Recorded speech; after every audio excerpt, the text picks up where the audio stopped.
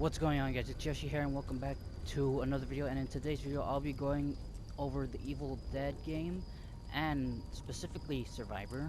And today I'll be showing you some gameplay and some tips and tricks on how to play and what to do as a survivor, and showing you some things that the game doesn't tell you. So yeah, let's just jump right into it.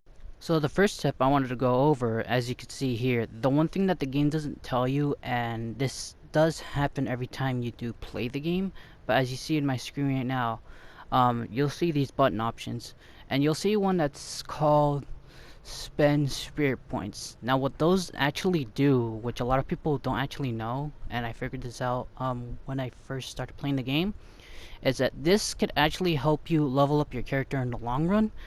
And for example, let's say I want to level up, as you see in the screen, I have Scotty, but yeah, but let's say I want to level up Ash, right?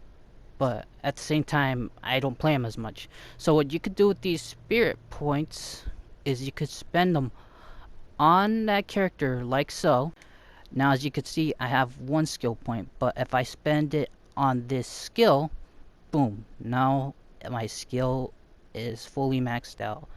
And I will say this, the good thing about using spirit points is that you could actually use these to upgrade another character. Like for example, I'm playing a warrior class right now, but let's say I want to try a hunter class. But the downside of trying out a new class is that you're going to be level 1, right?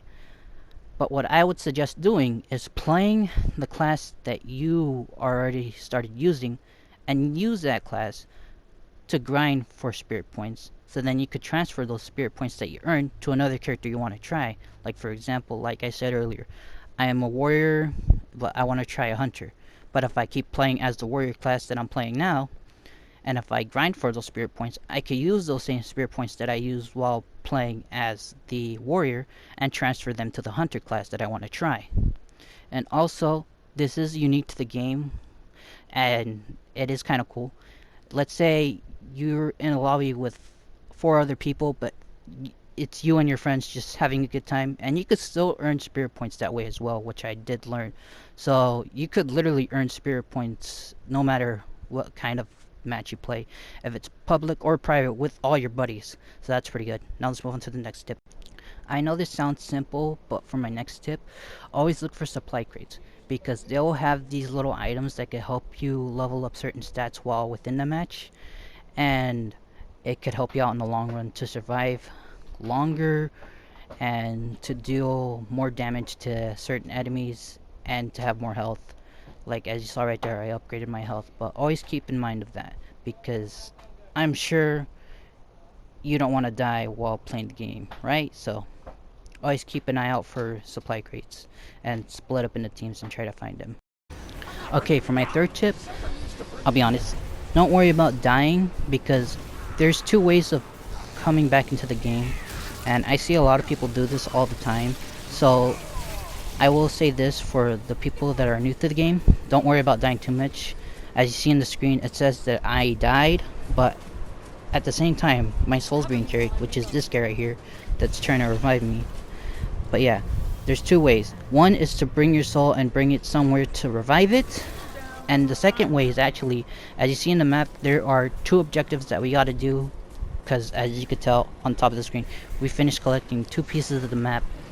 But another way to actually revive your teammates without worrying about them too much is to finish one of those 2 objectives. Because if you finish one of those 2 objectives, like collecting the Necronomicon or the Kandarian Dagger, your teammates will actually come back to life. So don't worry about dying too much. If you're the one that's dead, or if your teammate's the one that's dead, don't worry about that too much. You'll still have a way of coming back into the game, and I see a lot of people do this. So if you're new to the game, keep that in mind. There are plenty of ways to come back into the game, so don't worry about it too much. Okay, another tip I would say is keep an eye on your fear, because there's 2 separate bars. There's your health bar and then there's your fear bar, and as you can see, there's like a little symbol or icon in the bottom near under my fear bar, and that basically means that that's the maximum amount until I actually get scared. If I go past that, I'll be scared to the point where the enemy player, which is playing as a demon, will start seeing me or start seeing the other players if a player gets past their limit. But yeah, and there's ways to reduce this. The first way is to, you know, stay inside a building. Second way is to find another player and be next to them. Third way is, of course, to find matches and light a fire. And as you can see now, my fear is being reduced to the point where I won't have to worry about being found out about by the demon, and I'll be safe for a while. So yeah, that's another tip. Always keep an eye on your fear bar, so the enemy player won't find you nor your teammates, or else you're gonna be screwed in the long run. So yeah, keep an eye on that.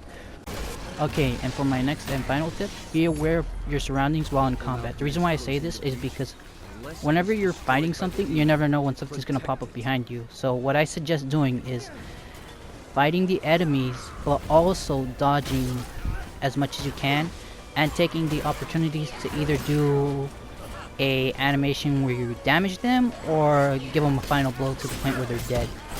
So always take the opportunity to dodge, get in those final blows in, or those damaging numbers in, so you can survive longer. And the reason why I say to do the damaging blows is so you can have iframes, because you will get iframes while you're doing that specific animation, so you won't get hurt as much. So yeah, and these are all my final tips. I have nothing else to say, but if you enjoyed the video, you know, leave a like, comment, subscribe, and if you're new to the game and if you found this helpful, thanks for watching, and I'll see you guys next time. Peace.